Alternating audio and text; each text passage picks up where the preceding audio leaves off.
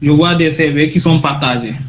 Maintenant, quand je vous ai compris tout à l'heure, si vous préparez votre CV, vous le faites, vous l'orientez par rapport à une demande de recrutement. Donc maintenant, moi quand je vois des gens sur LinkedIn qui partagent comme ça des CV, cela veut dire que peut-être que dans le CV, vous allez devoir intégrer l'ensemble de vos compétences, ça ne sera pas orienté. Je voulais savoir, est-ce que dans ça, quand même, il y a des risques ou bien voilà, des inconvénients qui peuvent quand même un peu faire foirer nos chances d'être recrutés en quelque sorte. Merci beaucoup. C'était ça pour le moment ma question. Merci. Merci Abdoulaye et bienvenue. Alors Abdoulaye, pour répondre à votre question, il y a une chose, il y a une loi en Europe de la protection des données, la RGPD, qui a été votée il y a 2 ans ou 3 ans maintenant, ou avant le Covid. C'est-à-dire que les données des gens ne doivent pas juste aller comme ça circuler n'importe comment. Et ce que je vois sur LinkedIn, parfois des gens partager comme ça, faire des publications avec le CV de quelqu'un, il y a toutes ces données, numéro de téléphone, adresse et tout ça. Ça, c'est interdit par la loi, en tout cas ici au niveau Europe et Amérique. C'est interdit. On ne doit pas le faire. Si on partage son CV, c'est par rapport à une annonce. On partage son CV via une annonce de telle sorte qu'il y a une certaine confidentialité. On envoie son annonce. Et ici, en Europe, on a même obligation, nous maintenant, en tant que recruteurs, si quelqu'un ne postule pas via l'offre qui a été publiée, on ne peut pas traiter ces données. On ne peut pas l'appeler, on ne peut pas toucher ces données. Donc ça, c'est quelque chose qui est très important, qu'on devrait pouvoir commencer à mettre en place en Afrique parce que les données des gens, on ne peut pas jouer avec. C'est très, très, très, très sensible. Donc, on revient toujours à ce qu'on disait, Abdoulaye. Une annonce, un CV. Une annonce, un CV qui correspond avec. J'ai pas juste un seul CV que j'envoie à n'importe qui, n'importe comment, que je donne à n'importe qui. Quelqu'un, parce que ça, c'est l'habitude de nos... c'est le fameux, oui, joxna sama nijaay sama CV ba léegi wutul ma liggéey. Sama nijaay bi ma wax rek na ma jox dinaa ko jox CV, ma jox ko CV ba léegi xaw ma non, ça c'est fini ça. Je donne pas mon CV juste à quelqu'un comme ça. Tu as un poste pour moi, c'est quel poste? C'est un poste d'architecte. Je vais t'envoyer un CV où je suis architecte. Tu as un poste de boulanger, je vais t'envoyer un CV où je suis boulanger. Je t'envoie pas juste un CV comme ça. Je donne pas juste un CV comme ça que toi, parce que tu as envie de m'aider, tu vas l'envoyer, tu vas le donner à n'importe qui. Trouvez-lui un travail seulement. Non, non, non, non. Ça, on n'est pas acteur de la chose. Là, on est vraiment spectateur de notre recherche d'emploi. On doit être acteur, on doit gérer notre CV, il va où? Il va chez qui? Il est entre les mains de qui? C'est très important. Quelle entreprise a mon CV? C'est très important. Ce sont mes données. C'est ma personne. C'est ma personnalité que j'ai. C'est un résumé de ma vie que j'ai préféré donner à quelqu'un. Donc, c'est très, très, très important. Un CV, une annonce. Une annonce, un CV. Un CV, une annonce, un CV, une annonce. C'est très, très, très important. Merci. Si quelqu'un d'autre souhaite interagir, Seynabou Jean, Jay. Ami, si vous ne réagissez pas, est-ce que vous pouvez faire baisser votre main?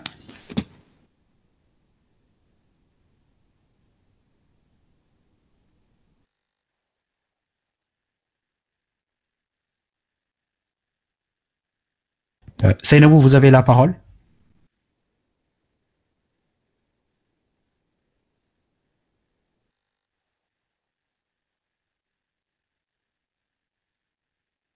Seynabou, vous avez la parole.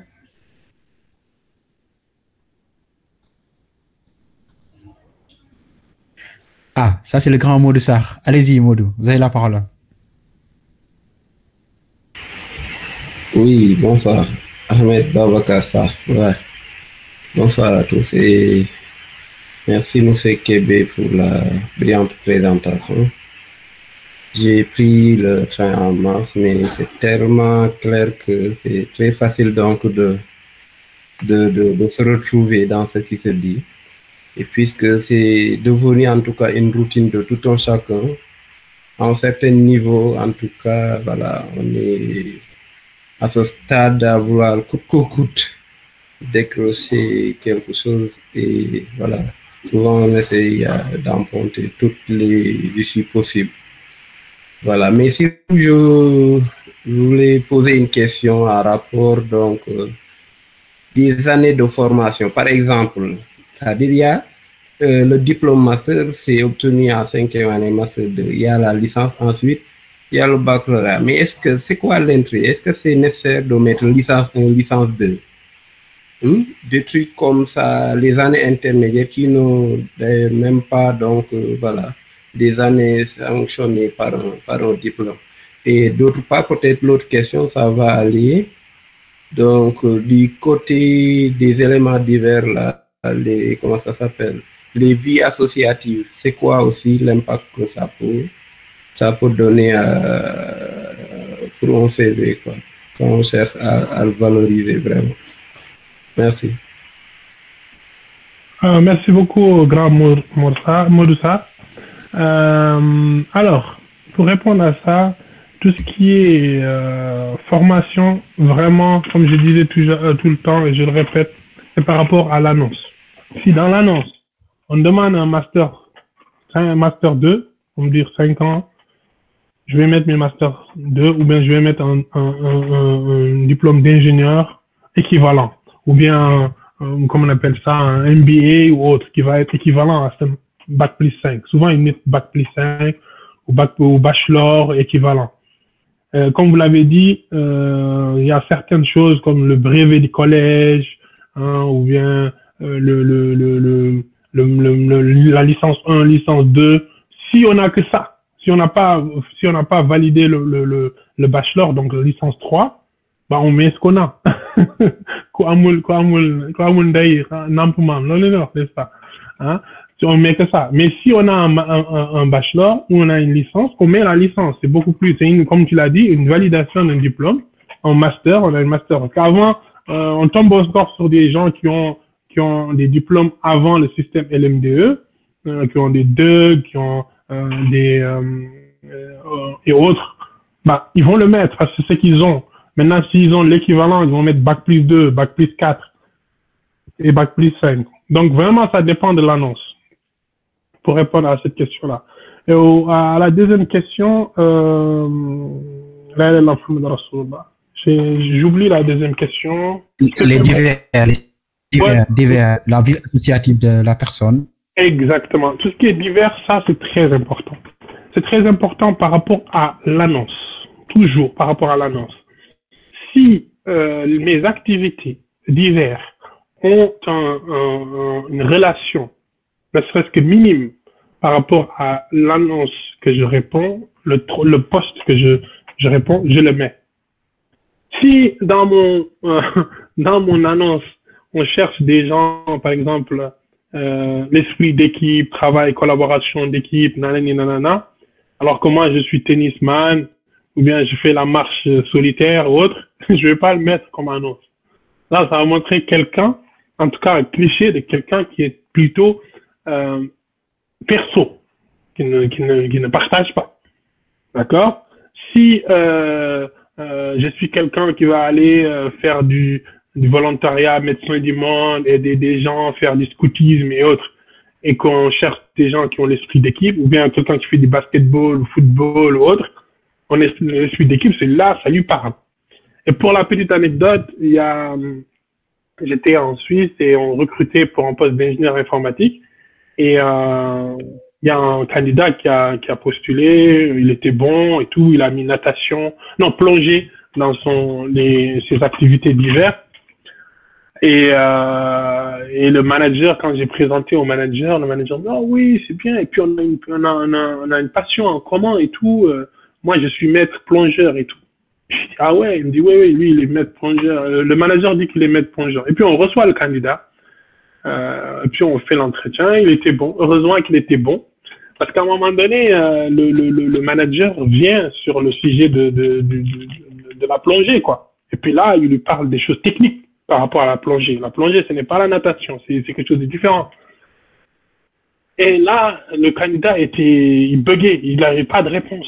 Il était vraiment choqué. Il ne s'attendait pas que le manager maîtrise la plongée, que c'était vraiment un expert dans la plongée, quoi.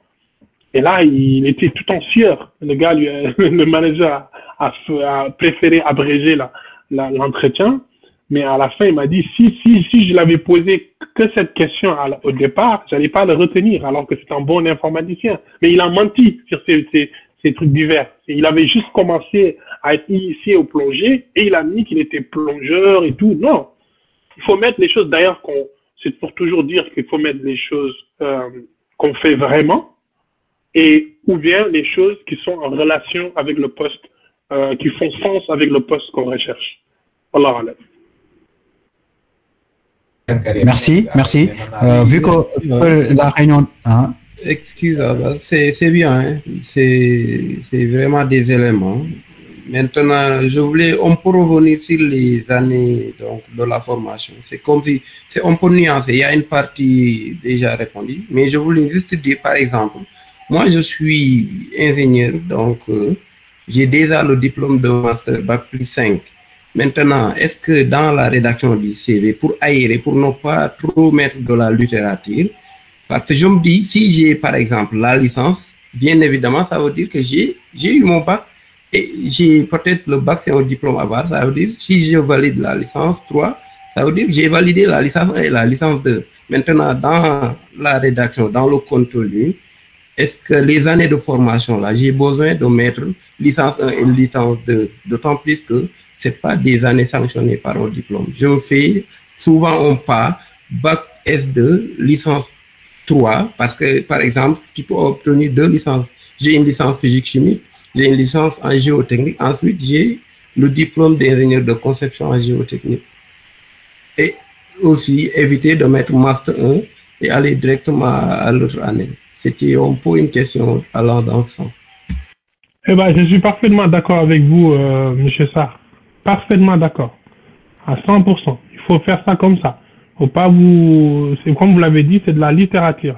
En mettre un peu beaucoup, ça va être de la littérature et ça va être des places en moins. Vous allez rabattre sur le deuxième, troisième page. Donc pour ça, vous pouvez économiser en mettant juste bachelor, master 2 et puis c'est tout. That's it. Allez, merci. Merci. Derrière, on va pour les autres. On va essayer, ça tire un peu en long, on est déjà 2 heures. Donc, on va essayer de laisser dérouler, au fait, un peu la réunion. Ensuite, on va rebondir sur les questions. D'accord. Ce qu'on va essayer d'éviter de faire, quand la question de l'autre répond à notre question, donc, la reposer va nous prendre du temps. Donc, on va essayer de voir chez l'autre, est-ce que ce qu'il dit ne répond pas un peu au problème que j'ai. J'en suis un peu désolé, hein. Peut-être que je suis un peu dur, mais je suis désolé. Je voudrais que la réunion pour qu'on puisse dérouler tout l'exposé. Merci de votre bonne compréhension. La parole est à M. Kébé. Merci beaucoup, Ahmed. Barakallahu fik. Alors, on va continuer. On va parler de l'entretien. L'entretien, c'est très important. Donc, vous avez fait tout ce qu'il fallait faire. Alhamdulillah, Dieu merci. Vous êtes convoqué à l'entretien. Donc, avant l'entretien, c'est déjà l'entretien. D'accord? L'entretien, ça se prépare avant l'entretien. Si on nous appelle pour nous annoncer la nouvelle, ou on nous envoie un mail pour nous annoncer la nouvelle, c'est là que l'entretien a commencé. Je m'explique. C'est ce moment-là, si on vous appelle, que vous devez vous renseigner, à savoir qui est votre interlocuteur, ou qui sont les interlocuteurs qui vont vous recevoir. C'est quel lieu, l'heure à laquelle vous devez être là-bas, où est-ce que vous devez vous annoncer, qui est-ce que vous devez demander, et toutes ces personnes-là peuvent être des personnes différentes. la veille de l'entretien, si vous savez que là où vous devez aller, c'est loin, vous connaissez, vous êtes jamais parti là-bas, la veille, vous allez faire un repérage là-bas. Vous allez là-bas. Vous allez marcher jusqu'à la place. Je vous dis ça comme ça, mais c'est vraiment important et je vous montrerai pourquoi. Vous allez là-bas, si c'est possible. Par exemple, si vous êtes par exemple au Casamance et que vous avez un rendez-vous à Dakar, vous pouvez pas faire ça peut-être le jour même ou whatever. Ou peut-être vous êtes à Saint-Louis ou vous avez un rendez-vous à Thiès ou whatever. Mais si vous êtes dans la ville et que c'est au l'autre bout de la ville ou autre, il faut y aller. Il faut aller sur place. Il faut repérer. Il faut savoir quel trajet vous devez avoir. Quelle voiture qui va vous amener. Est-ce que c'est votre voiture personnelle? Est-ce que c'est le transport? Est-ce que s'il y a les heures de pointe? Est-ce que ça, c'est très, très, très, très important. La personne qui va vous recevoir, vous allez sur LinkedIn, vous allez voir son profil. Aujourd'hui, presque tout le monde est sur LinkedIn. Vous allez savoir cette personne-là, quelle formation elle a eue, quel diplôme elle a eu, quelle entreprise elle a fréquenté. Peut-être que vous avez des points en commun. Quel diplôme qu'elle a mis en avant, quelles compétences elle a mis en avant, comment elle réagit sur Internet, est-ce qu'elle participe, est-ce qu'elle discute, est-ce qu'elle donne ses avis. Vous apprenez à connaître cette personne-là. Parce que cette personne-là n'est autre qu'une personne. Une personne que tu connais pas, quand elle te parle, tu as peur. Une personne que tu as eu le temps de faire des enquêtes un peu sur lui, cette peur-là va quitter et ça va te permettre de te détendre le jour de l'entretien. C'est pour éviter le stress de venir parler devant des gens que tu connais pas. Si tu as passé la veille du temps sur son profil, tu as compris un petit peu qui était cette personne. Et ça va diminuer. Et cette partie-là de confiance en toi que tu vas gagner, c'est non négligeable. Ça va répercuter sur la réponse. Ça va répercuter sur ta performance que tu vas avoir. Parce que c'est une performance. Parler devant des gens que tu connais pas, exposer, leur montrer clairement que tu es la personne qu'il faut, c'est une performance. Et il faut la préparer. Et ça se prépare la veille. Ça se prépare en notant les personnes, les noms, s'il faut. Madame, s'il vous plaît, vous pouvez me redonner les noms? Vous pouvez l'appeler? Vous écrivez correctement le nom de la personne. C'est à quelle heure? Elle te donne l'heure qu'il faut. Et tu débarques à l'entretien. Attends 15 minutes maximum en avance. Donc, on se renseigne sur son interlocuteur. On prépare les questions. Aujourd'hui, sur YouTube, on a tous les entretiens d'embauche. Moi, sur ma chaîne YouTube Coach Kébé, si vous allez là-bas, il y a des questions-réponses que vous allez trouver. Il y a même des interviews de professionnels de plusieurs domaines. Vous pouvez vous inspirer de ça, de leurs réponses. Ça peut aider. Le jour de l'entretien, mettre en avant vos atouts. Vous êtes là-bas pour 1 heure ou 2 heures ou 3 heures ou 30 minutes, 40 minutes. Vous n'êtes pas là-bas pour vous mettre les mains dans la poche et de parler, de dire à l'autre de deviner qui vous êtes. Vous êtes là-bas pour montrer qui vous êtes. Vous êtes là-bas, vous soignez votre présentation. Restez positif, un sourire. Un sourire, pas les bras croisés. Ou bien affachi dans le siège. Faut montrer qu'on est content d'être là. Faut remercier la personne qui vous a accueilli. Merci de m'avoir donné cette opportunité de venir me présenter auprès de vous, de venir démontrer mes compétences. Merci beaucoup. À la fin, merci. Est-ce que vous voulez plus de précision? Être positif avec la personne qui vous parle. Parce que c'est juste un être humain. Elle peut être attirée par le comportement que vous avez. La gentillesse, la manière dont vous avez serré la main, le sourire que vous avez, ça peut jouer, c'est un être humain. Et il y a le recrutement est résumé pour les croyants, les musulmans. Il y a un verset qui résume le recrutement. C'est quand Moussa est allé à Médiane et qu'il a rencontré les 2 filles de Médiane. L'une des filles, une fois que Moussa les a aidées à récupérer de l'eau, elle a dit à son père, il a dit à son père de l'embaucher, parce que le meilleur qu'on puisse embaucher, C'est celui qui est qawi, donc il a les compétences, et il est amin, et il a les bons comportements. Le soft skill et le soft skill, c'est les compétences. Et l'autre, c'est quoi?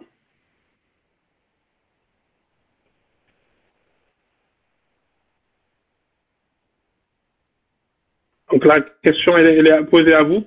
Il y en a les soft skills, et puis l'autre, c'est quoi?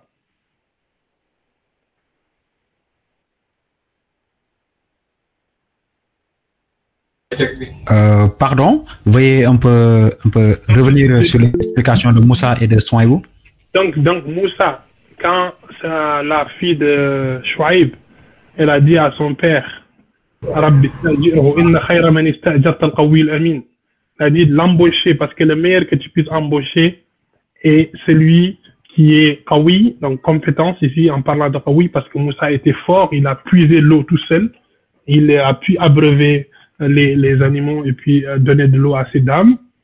Amin, parce que il s'est comporté d'une manière gentleman, il n'est pas passé devant elle, il n'a pas passé derrière elle pour contempler leur forme, il est passé devant, il a demandé à ses filles de lancer des pierres et de lui indiquer le chemin, il était gentil, courtois. Donc, il avait le soft skill et l'autre, il y a quelqu'un qui a répondu. Hard skills. Hard skills, exactement, le bon comportement. Le bon comportement, c'est très important. Le bon comportement, ça change tout. Moi, j'ai vu dans des cabinets de recrutement, des gros cabinets de recrutement au Luxembourg, des gens, on les a recrutés, c'est parce qu'ils avaient un bon comportement. Ils avaient le sourire. Parce qu'ils ouvraient la porte aux gens. Parce qu'ils attendaient qu'on leur demande de s'asseoir avant de s'asseoir. Parce qu'ils servent, quand ils se servaient de l'eau, ils servaient la personne d'abord avant de se servir eux. C'est juste des petites choses, mais ça en dit long sur la personne. Et ça peut déclencher une carrière. Parce qu'on n'est pas juste des compétences. On est peut-être ici tous bien dans ce qu'on fait, mais si on n'est pas bien avec les gens, on peut être très bon génie civil, très bon mécanicien, très bon ingénieur, très bon boulanger. Et si on ne peut pas vivre avec les gens, on ne peut pas rigoler avec les gens, on ne peut pas rendre service avec les gens n'ont pas confiance en nous, c'est zéro. Donc le recrutement, ça se résume à ça. C'est ces deux choses, le bon comportement et les compétences. Si tu prends quelqu'un qui a les bons comportements et qui n'a pas les compétences, ta boîte, elle coule. Si tu prends quelqu'un qui a les bons compétences et qui n'a pas l'inverse, ta boîte coule. Il faut les deux. Et ça, les entreprises qui ont compris vont chercher ça. Parce qu'ils vont créer une communauté de vie. Vous passez 8 heures, 10 heures de temps avec des gens que vous ne connaissez pas. Si vous n'avez pas un bon comportement, ça ne va pas marcher. Si vous passez votre temps à insulter les gens, insulter vos travailleurs, les traiter de mal trucs, les gens vont tomber malades. Ils vont dire qu'ils ne viennent pas. Qu'est-ce que vous allez? Ils vont vous laisser dans le chantier, vous êtes tout seul. Parce que vous l'avez insulté devant 50 personnes. Il veut travailler, mais son honneur, on l'a blessé dans son honneur. Il va tomber malade. Les entreprises où il y a plus de taux d'absentéisme, c'est là où il y a les managers les plus mauvais en comportement. C'est automatique. Ça a été calculé.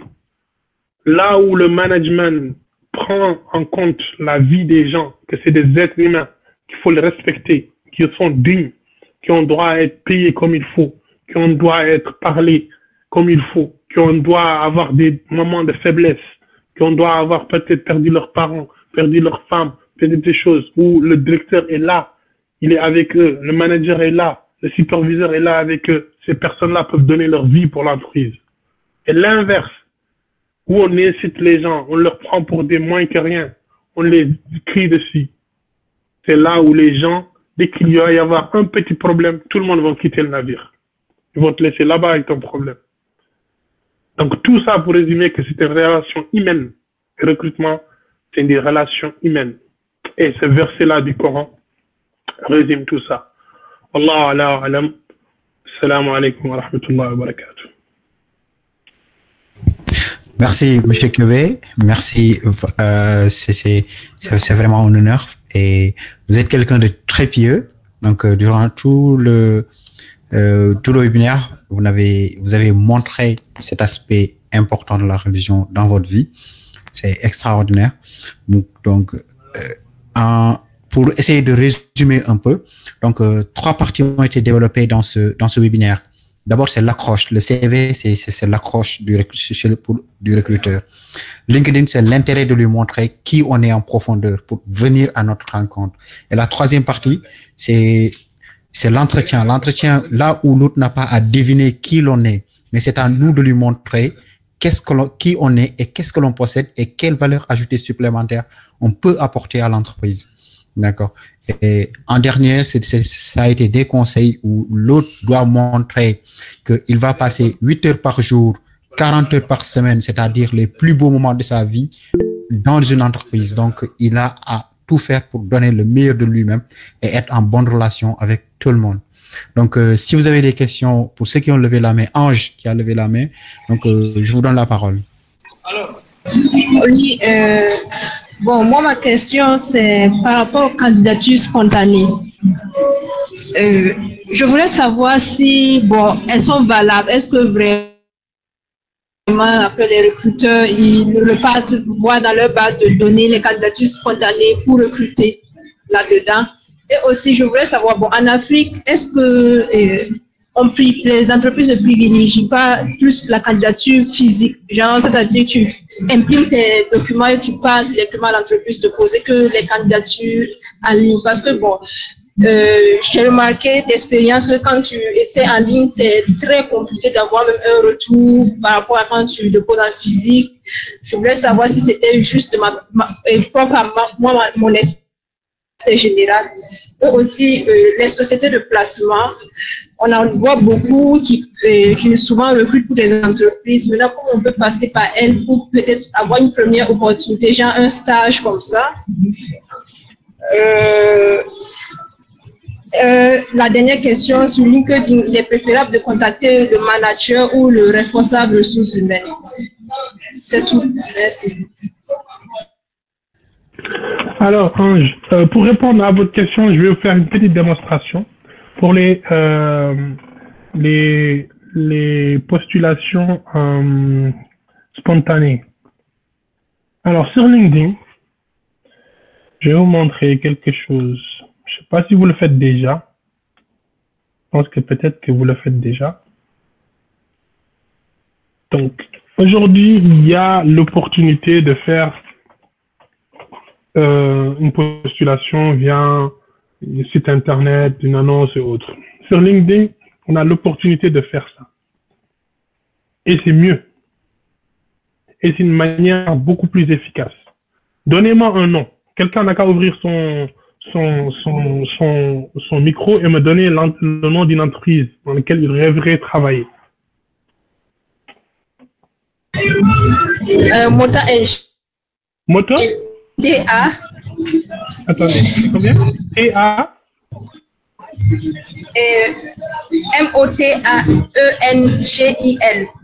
Attendez, écrivez-le sur le chat, s'il vous plaît. Parce que c'est très rapide. Avec le bruit, écrivez-le là, comme ça, on va le prendre. Si vous l'écrivez sur le chat.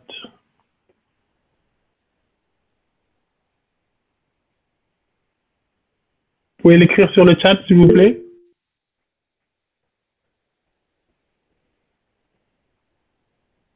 Allô? Quelqu'un d'autre n'a qu'à donner un nom. Juste le nom d'une entreprise. On va dire Keda. Itamax. L'entreprise dans laquelle je travaille. Est-ce que vous pouvez l'écrire? Écrivez-le là, comme ça c'est mieux, s'il vous plaît. Sur le chat, s'il vous plaît. C'est mieux, comme ça ça va plus rapide.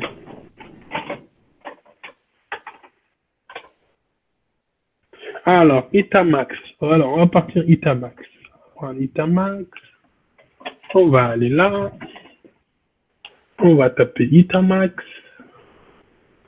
Itamax, on va voir. Est-ce que c'est sur LinkedIn? Itamax. Est-ce qu'ils ont une page? Est-ce que c'est Itamax Diagnostic? C'est une entreprise d'architecture. Architecture. Est-ce qu'ils sont sur LinkedIn? Oui, ils sont sur LinkedIn. Ah. entreprise. On va voir. Normalement, là, sur LinkedIn, il y a 2 Itamax. Il y a Itamax Diagnostic. Et puis l'autre, c'est des trucs médicaux.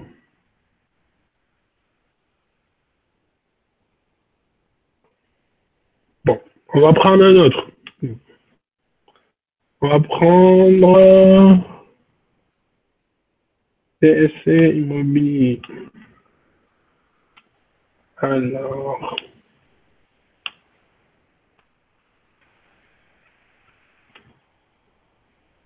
Est-ce que c'est celui-là?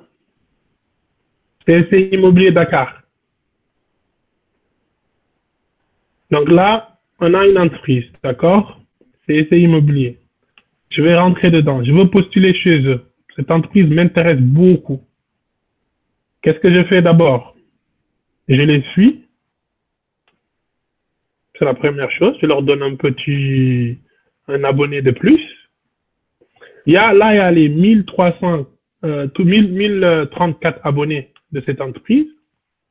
Là, il y a les 60 employés de cette entreprise. 60 employés, c'est peut-être des gens qui sont actuellement en poste chez eux et peut-être aussi des personnes qui sont déjà parties. Donc, je vais cliquer sur les 60 personnes là. Et là, j'ai tout ce qu'il faut comme personne ici. J'ai des personnes chargées de recrutement, j'ai des ingénieurs en génie civil, des conducteurs de travaux, des responsables et autres. Alors, qui gère en général les recrutements? Il y a les chargés de recrutement ou les chargés de ressources humaines. Il y a aussi les directeurs des travaux. Il y a aussi des ingénieurs parfois qui sont seniors qui gèrent. Donc, qu'est-ce que je fais? Je vais me connecter avec ces personnes-là. Donc là, il y a envoyer sans note. Ici, envoyer avec note. Je peux faire une petite note. Bonjour X, j'espère que vous allez bien. Comme on rencontrait cette personne dans la rue, ou qu'on nous a présenté cette personne, je me présente ainsi avec la personne. Je suis ingénieur en temps. Je suis actuellement à la recherche d'une opportunité, ou bien je suis ingénieur en temps. J'aimerais bien rester entrer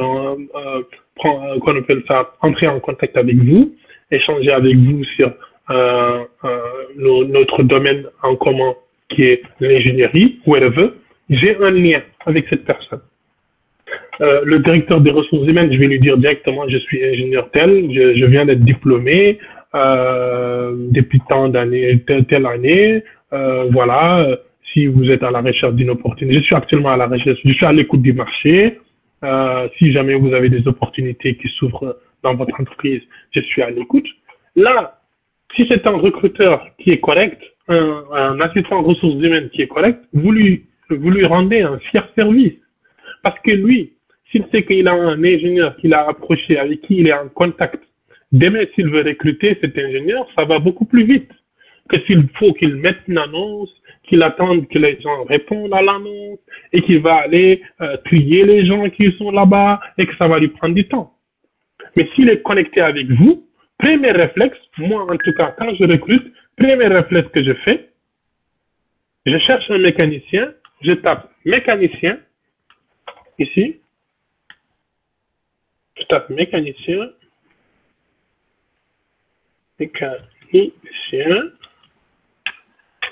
entrée. Donc, je vais chercher des personnes mécaniciens et je vais chercher des personnes mécaniciens qui sont dans mon réseau.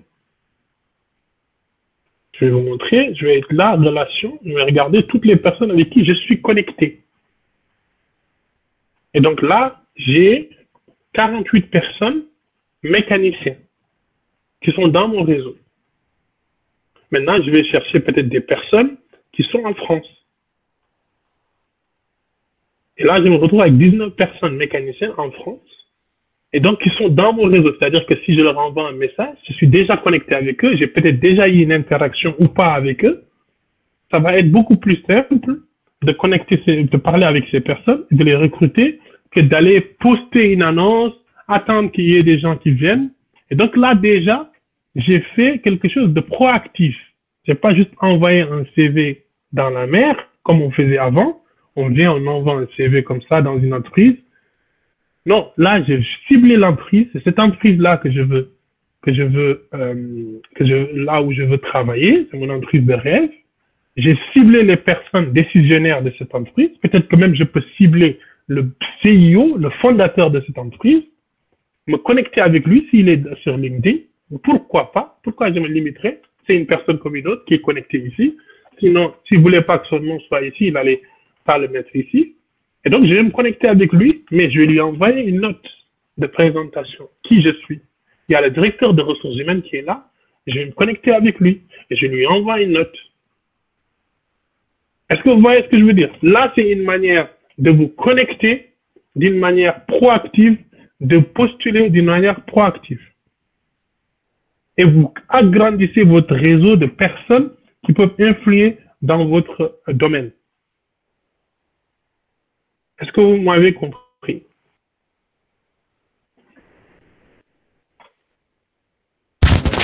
Oui, c'est vraiment très clair. Donc, ça nous donne un autre aperçu de LinkedIn, de comment interagir pour les candidatures spontanées. D'accord. Et est-ce qu'un autre veut réagir? Aloïse.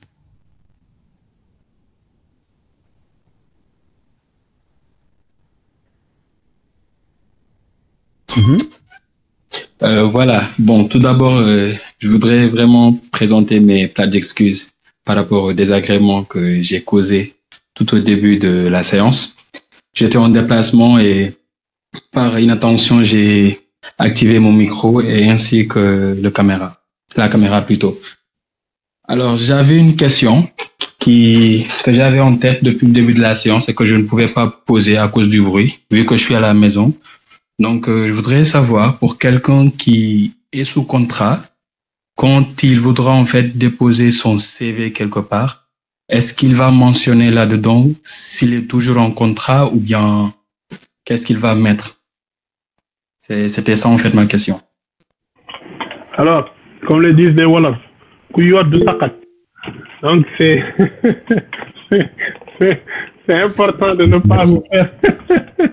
pas vous faire remarquer par vos employeurs avant de vous causer des problèmes. Alors, c'est simple. Vous pouvez, par exemple, mettre votre dernière expérience. Vous pouvez mettre sur votre CV la dernière expérience que vous avez. Vous pouvez mettre entreprise, secteur privé ou bien secteur public. Et puis, vous mettez les compétences que vous avez sans mentionner le nom de l'entreprise. Ça, vous pouvez faire ça sur votre CV. C'est-à-dire que dernière expérience, pour que les gens ne sachent pas. Parce que parfois, dans des secteurs dans lesquels on évolue, ça peut être très petit. Surtout, par exemple, on peut parler de bâtiments, où il y a des secteurs comme ça, où peut-être tous les managers, tous les big boss se connaissent, se parlent, étaient anciens collègues, anciens trucs. Ils peuvent... moi, j'ai déjà vécu ça, et c'est pas juste, c'est pas bien, mais les gens le font. J'ai vu ça en Suisse. C'est-à-dire que dès que quelqu'un postule, il travaille chez X, et puis parfois un manager connaît des gens chez X, bah il appelle chez X pour dire alors qu'est-ce que vous pensez de cette personne-là, est-ce qu'il est bien, est-ce qu'il est pas bien, whatever. Mais ça se fait pas, c'est pas normal. La loi l'interdit, sauf si avec l'accord du candidat. Mais voilà, il faut essayer d'être le plus discret possible quand vous postulez pour changer de poste, parce que vous avez un poste, vous nourrissez une famille, vous avez une rentrée d'argent que vous préparez vous-même, vous avez le droit de changer de poste, mais vous n'avez pas le droit non plus de tout casser et puis de partir. Il faut toujours partir dans des bonnes conditions avec les gens, parce que la vie, elle est courte. Les gens peuvent se réunir plus tard. Aujourd'hui, peut-être ça va pas. Je vais tout faire pour partir, mais sans pour autant faire de vagues. Parce que demain, peut-être que je peux revenir dans cette entreprise. Cette entreprise peut changer. Peut-être que c'est le management qui va pas et autres. Donc, quand je pars aussi, je fais de telle sorte que je vais partir de telle sorte de ne pas créer un boucan, ne pas me faire remarquer. Voilà. Merci. Seynabou, vous avez la parole. Bonsoir. Bonsoir à vous. Allez-y. Excusez-moi, j'avais pas pu activer mon micro tout à l'heure.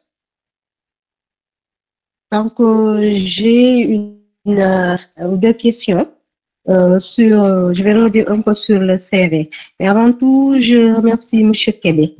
Depuis, voilà, un peu, disons, quelques années, on voit qu'il essaie d'aider les gens dans le cadre des recrutements. Merci beaucoup. Bon, pour le CV, moi, je demandais, par exemple, si on a des expériences, deux expériences les plus importantes, mais l'expérience qu'on a eue, la plus importante, que ce soit, disons que... Est-ce que Aïssatou peut décrocher son micro? Aïssatou Diakité.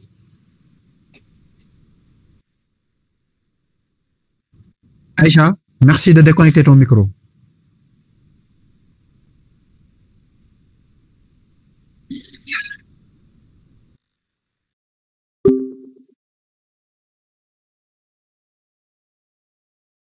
Cap par rapport à notre évolution.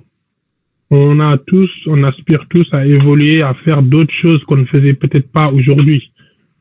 Donc, on va juste montrer à la personne qui est en face de nous que le poste sur lequel on postule, sur lequel cette personne nous a donné la chance de parler de nos compétences, qu'on est digne de confiance pour ce poste, qu'on sait faire ce poste-là. Moi, j'ai une expérience en tant qu'assistante et aujourd'hui, peut-être, je veux chercher un poste dans les ressources humaines. Je vais aller chercher les compétences, l'expérience en tant qu'assistante qui est en corrélation avec mon poste que je cherche. Dire que voilà, quand j'étais en tant qu'assistante, les temps d'assistante, ça, j'ai développé le fait d'être polyvalente, le fait de travailler, le fait d'avoir une charge de travail, le fait d'être le travail administratif, de gérer le travail administratif, d'être sous la pression des mails, de gérer tout ça. Qu'aujourd'hui, dans mon métier que je veux faire en tant qu'assistant ressources humaines, ça peut m'aider parce qu'il y aura une partie d'admin à faire, une partie de gestion à faire. J'ai développé le fait d'être au service et de pouvoir servir plusieurs personnes en même temps, et ça, je pouvais le faire. Donc, je vais prendre des compétences qui sont utiles à ce que je veux faire maintenant. Je vais montrer que ce que j'ai fait là, auparavant, je veux faire maintenant. Je ne sais pas si je me suis fait comprendre. Voilà.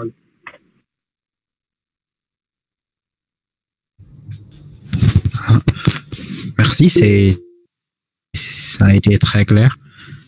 Fina, vous avez la parole.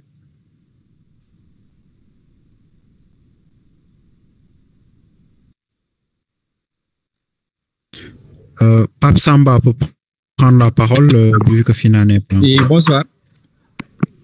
En fait, j'avais juste une question par rapport au CV. En fait, sur mon CV, j'ai le premier entreprise. En fait, la durée, c'était 2 mois. Et l'autre entreprise aussi, la durée, c'était aussi 1 mois. Je me suis dit après, est-ce que le fait de mentionner ça sur le CV, est-ce que ça ne va pas causer en fait de problèmes lors du processus de recrutement en fait? Merci, c'était juste ça la question. Non, vous avez l'expérience que vous avez, mon frère. L'expérience que vous avez, il ne faut pas cracher dessus. Peut-être que vous êtes jeune aussi, vous êtes jeune étudiant, vous venez de jeune diplômé. On ne va pas vous demander, si vous êtes jeune diplômé, on ne va pas vous demander d'avoir des années d'expérience. Vous ne les avez pas. Vous avez 1 mois d'expérience par-ci, 1 mois d'expérience par-là. Vous le mettez en avant selon le poste. Toujours votre jauge, c'est le poste. Le poste que vous recherchez, c'est votre jauge. Est-ce que c'est cohérent de mettre ces 1 mois? Est-ce que c'est 1 mois d'expérience que j'ai fait ici, là? C'est cohérent avec ce que je recherche? C'est votre jauge. Vous avez l'expérience que vous avez. Vous le mettez. Si vous avez plus, vous le mettez. Le CV, c'est un résumé de votre vie, de ce que vous avez fait. Si vous venez d'être diplômé, un recruteur correct ne va pas attendre de vous 5 ans d'expérience. C'est pas sérieux. Une entreprise correcte n'attend pas ça. C'est tout. Wallah alam. Alors, je vais vous montrer quelque chose. Et je pense qu'on va finir par ça, parce qu'il est un peu tard. Je vais vous montrer comment nous, les recruteurs, sur LinkedIn, on fait pour vous recruter, pour vous trouver. Donc là, c'est LinkedIn recruteur. Est-ce que vous voyez mon écran ici?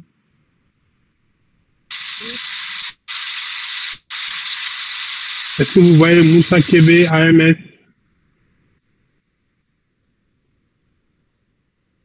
Allô? Effectivement.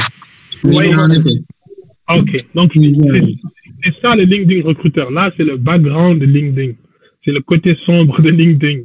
C'est la partie où il n'y a que les recruteurs qui ont une licence qui coûte très cher. C'est des dizaines je crois que c'est 6 000 € par mois, quelque chose comme ça. Alors ça, là, ça va nous permettre de rechercher des gens un peu partout dans le monde. D'accord? On va pouvoir faire des projets.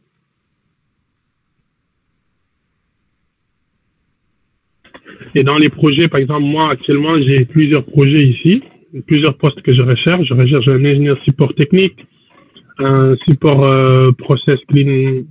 Je cherche un ingénieur process. Tout ça, c'est chez Novo Nordisk. Ça, c'est des profils que je recherche, d'accord? Maintenant, si on me dit, Moussa, tu nous cherches un ingénieur génie civil qui a 5 années d'expérience, qui parle anglais. Après, vous me donnerez quelques spécificités en génie civil, d'accord? Donc, je vais venir ici. Je vais mettre ingénieur. Génie civil. Ou ingénieur génie civil. Je vais cliquer là. Et là, ça va me donner plus de 450 000 profils à l'écoute de nouvelles opportunités. Ça, c'est le monde. Hein. J'ai plus de 100 000 talents actifs, de 301 candidats redécouverts, de 8 candidats internes, c'est-à-dire chez Novo Nordisk actuellement, de 409 à manifester leur intérêt pour l'entreprise à laquelle je recrute. OK? Je vais chercher un ingénieur génie civil qui est en France. Donc, j'écris France. Je laisse. Ça va changer tout de suite. Là, j'ai 5000 personnes en France qui ont le profil génie civil. Mais ils ont le profil génie civil actuel et précédent. Moi, je vais demander tous ceux qui ont juste actuellement le profil génie civil. Donc, ça va être 1400 personnes. Non. Ou plus même. D'accord? Parce que là, le résultat est là. 9000. D'accord? Personnes qui sont en France, qui ont le titre génie civil. C'est comme ça que nous, on recrute. Et là, vous allez me donner des expériences. Là, ils vont me donner déjà AutoCAD, ingénieur AutoCAD civil, je sais pas moi, qu'est-ce que vous avez d'autre comme compétence? Quand j'ai mis AutoCAD, il m'a donné qu'une seule personne. Maintenant, je vais aller voir quelqu'un, par exemple, qui parle anglais. Je vais mettre ici anglais.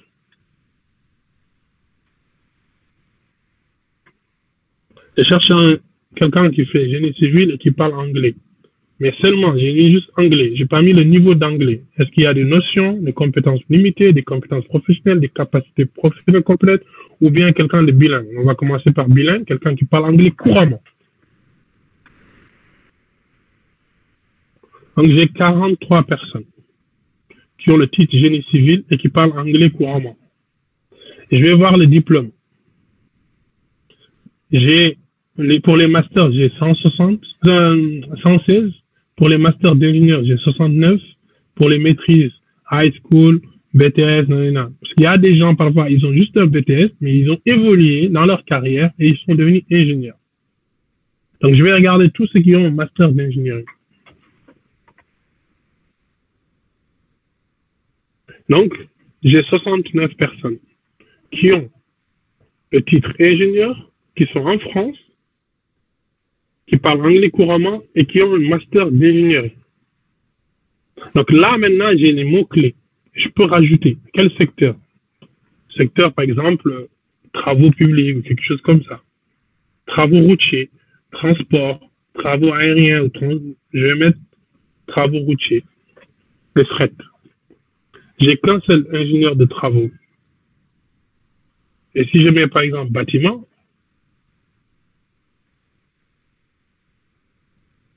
construction de bâtiment, je me retrouve avec deux personnes.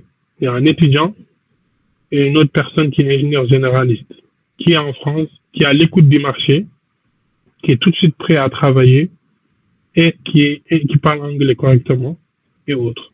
Donc c'est ça que nous, on va utiliser. Et si j'enlève le secteur, donnez-moi deux compétences essentielles pour un ingénieur génie civil. Vous pouvez l'écrire s'il vous plaît. Comme ça, je vais le mettre ici sur compétences et voir le résultat que je vais trouver. Calcul de structure, vous pouvez prendre calcul de structure. Calcul de structure, alors je reviens là. Je mets compétences, calcul de structure, il est là. Il est là, calcul de structure. Donc, j'ai deux personnes, ingénieurs génie civil, en France, qui parlent anglais couramment, qui ont un master en ingénierie et qui ont fait du calcul de structure. Donc, il y a Yann, il y a quatre personnes même. Il y a Yann, j'ai Mathéo, j'ai Mohamed El Amin, j'ai Camille, autre. Il suffit juste maintenant de quitter la France pour voir combien de personnes je vais avoir. Je vais avoir 28 personnes, un peu partout dans le monde, qui ont mis ça. Peut-être que vous-même qui m'avez donné calcul de structure, vous l'avez fait, mais votre profil ne monte pas ici. Alors que là, j'ai des personnes qui sont à Yaoundé, Tunis, Rio de Janeiro, Sydney, Cabara, en Australie. Mais est-ce que vous, qui m'avez donné calcul de structure, est-ce que vous l'avez bien mis sur votre profil? Sinon, ça allait sortir. Oui, dans mon profil, j'ai mis ingénieur suivi des travaux et j'ai mis / calcul de structure. On va voir si... Mamadou Faye. On ne vous voit pas. Et ben maintenant, je vais aller au Sénégal. On va tricher un peu. Je vais mettre Sénégal. Alors qu'avant, j'avais pas mis de lieu. Je vais mettre Sénégal. Si je mets Sénégal, j'ai personne. Donc ça veut dire que votre profil LinkedIn, vous ne l'avez pas bien fait. J'ai ingénieur génie civil, Sénégal, le lieu, actuellement, calcul de structure, anglais, master. Et imaginons, je vais enlever le master. Peut-être que vous n'avez pas l'anglais, peut-être. Peut-être que vous ne parlez pas anglais. On enlève l'anglais. Au Sénégal, j'ai 11 personnes à Dakar actuellement. Non, 21 personnes. Donc, j'ai Alioune Badara, Gay, j'ai Hicham, celui-là c'est un chinois ou un japonais qui est là-bas. Alioune Badara Gay, Mamadou Ndiaye, Miran Nyang, Cheikh Fadel Fall, Mam Tcherno Diop, Madeleine Ndiaye, Mamadou Cham, Mokhtar Stéphane Diaw, Sa Ibrahim Leno, Khalifa Ndour. Donc ces personnes-là, si moi je recrutais, c'est ces personnes-là que je vais recruter. Ce que je fais comme ça, tac, je les enregistre dans un profil, je crée un nouveau profil, génie civil, et je les enregistre tous ici, et après je leur envoie des messages, et je les recrute. Qu'est-ce qu'ils ont, ces personnes, de plus que vous sur leur profil? Ils ont mis des mots-clés. On va prendre Alioune Badara Gueye. On va entrer sur son profil à Alioune Badara Gueye. On va voir qu'est-ce qu'il a. Qu'est-ce qui fait qu'on a détecté son profil?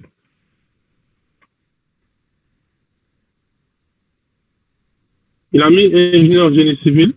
Il a utilisé ça pour mettre une photo qu'il est ingénieur. Je suis diplômé en sciences et technologies de l'Université Cheikh Anta Diop et en sciences de l'ingénierie. Je suis curieux. Il a fait quelque chose. Son profil a quelque chose. Il a mis ses expériences. Et là, il a mis calcul de structure.